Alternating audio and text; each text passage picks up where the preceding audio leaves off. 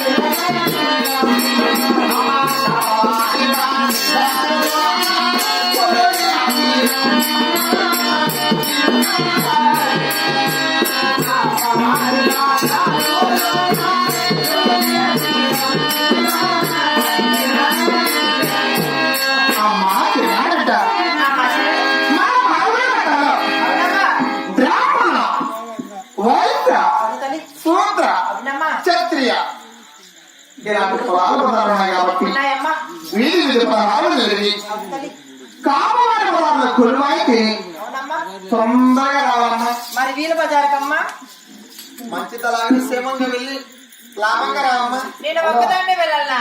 అవును. చెలికత్తలమ్మా నీకెవరు కావాలన్నా ఎవరు ఉన్నారు కదా.